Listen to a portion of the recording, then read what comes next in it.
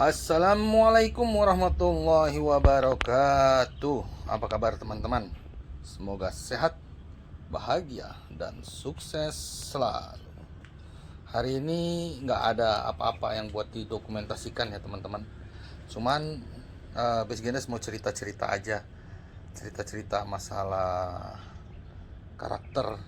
Oh bukan ya, apa sih namanya? Fisiologi apa biologi tanaman ya. Jadi nanti bisa sedikit-sedikit membantu kita penghobi ya buat supaya tanamannya ini agak bagus. Ini tomat pembungaan kedua yang kemarin, bunganya tambah banyak ya keluar teman-teman, sehat. Nah ini tomat ini usia 38 hari ya, 38 hari buahnya sudah mulai pada jadi ya 38 hari. Ini insya Allah mungkin 60 hari udah mulai panen pertama ya. Tapi belum merata karena masih banyak yang harus dipelajari dan disempurnain sama Base Gendes ya teman-teman ya. Kita lihat dari sebelah sini.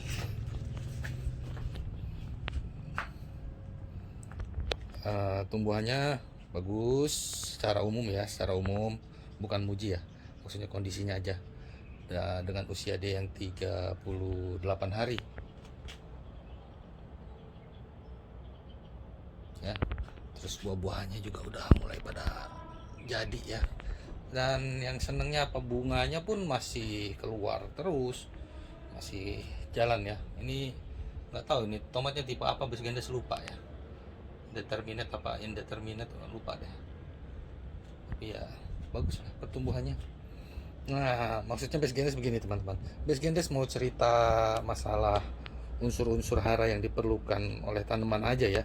Kayak gini kan Base Gendes nanamnya di pot ya, nanam di pot, tapi Base Gendes pakai tatakan teman-teman, pakai tatakan ya, tatakan air. Ini tujuannya buat apa? Padahal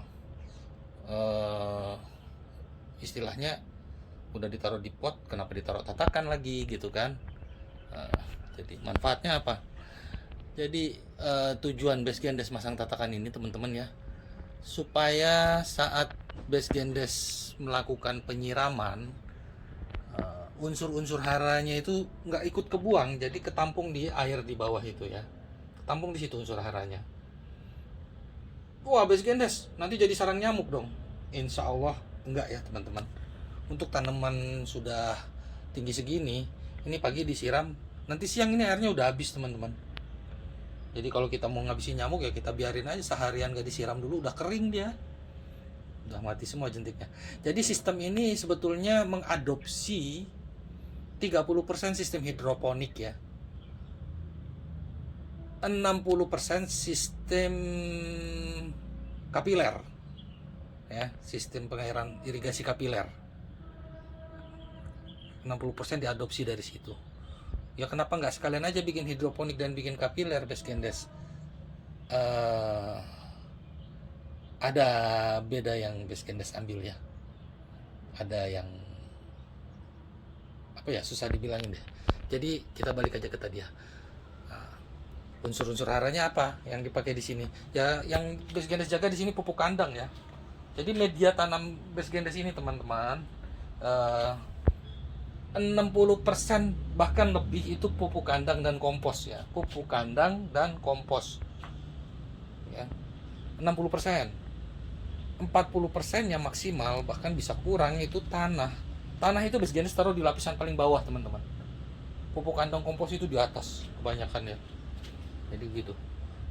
Terus manfaatnya apa dong? Ya manfaatnya buat cadangan makanan, karena pupuk kandang dan kompos ini sifatnya dia slow release ya. Dia beda seperti NPK apalagi NPK yang biasa itu ya, itu cepat ya, cepat keurai, cepat kemakan, tapi residunya memang bahaya buat tanah. Tapi kalau di pot ya nggak ada residuan lah, kalau di pot mah bisa kita perbaharui terus. Nah jadi Base Gendes pasang tatakan, unsur haranya media tanam 60% pupuk kandang, 40% tanah, penyiraman, pengocoran, jangan sampai tumpah ya dari tatakan ini, jangan sampai tumpah. Jadi nggak ada kebuang, unsur haranya itu nggak ada kebuang, kemakan semua sama dia. Itu yang menyebabkan kenapa daun bawah ini jarang kuning, jarang kebuang ya. Karena unsur haranya dia cukup. Unsur hara apa sih, Best Gendes? Tadi ngomong-ngomong unsur hara enak aja. Unsur hara itu ya makanan pokok tanaman. Itu ada unsur hara makro, ada unsur hara mikro ya. Yang makronya itu seperti apa? Yang biasa kita pakai lah, NPK, nitrogen, fosfat, kalium, ada lagi tambahnya CHO. Yang sekundernya ada lagi kalsium, magnesium, sulfur, ya. Makro apalagi itu? Mikronya ya, mikro ada lagi misalnya zat besinya, mangannya, zinc, tembaga, boran, molybdenum, klor, ya itu unsur-unsur hara. Cuman yang mikro ini nggak boleh berlebihan, karena kalau mikro ini berlebihan tanaman jadi nggak seimbang. Tapi sama, kalau yang mikro ini kekurangan juga, tanaman juga nggak seimbang juga, walaupun dia mikro. Kalau dia kekurangan, tanaman rusak juga, teman-teman. Yang paling dibutuhin apa dong? Yang paling dibutuhin itu nitrogen, teman-teman. Nitrogen ini diperlukan dalam jumlah yang sangat besar oleh tanaman ya. Tapi kalau kebanyakan juga nggak bagus gitu kan. Contohnya kalau kebanyakan apa? Kalau kelebihan nitrogen itu biasanya daunnya ini jadi hijau banget, teman-teman. Hijau tua. Nah itu kalau di perkebunan luas 1 hektar, 2 hektar, 3 hektar gitu kan, nanam cabai, warna daunnya hijau tua, mulai berbuah, hati-hati. Pas musim hujan mulai berbuah, warna daunnya hijau tua, hati-hati. Antraknose, patek, waduh, korkospora, itu nggak lama bisa menyerang itu kalau kurang hati-hati, bisa nggak kepanen cabainya. Jadi tanaman juga ngasih tanda kalau dia kelebihan nitrogen, warnanya jadi hijau banget, gitu ya. Di luar itu tadi apa manfaatnya dong kalau gitu nitrogennya itu tadi buat pertumbuhan tanaman. Terus kalau kalium ya dia buat fotosintesis, transportasi karbohidrat. Terus di daun ini ada namanya stomata nih, di bawah daun ini. Nah buka tutup stomata itu tergantung itu semuanya sama kaliumnya. Nah, di luar itu sekarang ada yang ditemukan zaman berkembang ya, teknik pertanaman berkembang, kita sih tinggal terima aja. Ditemukan lagi ZPT hormon-hormon pemicu yang berpengaruh pada tanaman. Wow, ini lebih asik lagi nih kalau udah berbicara hormon. Apa aja itu? Banyak itu, antaranya auksin, sitokinin, giberlin, ada lagi etilen, ada lagi pakrobutrazol. Ini biasanya kalau petani harga lagi mahal, cabai hijau, tomat hijau, mau cepat merah, semprot aja sama etilen. Nggak lama udah pada merah semua itu. Cepat matangnya jadinya ya, jadi merah kededet gitu.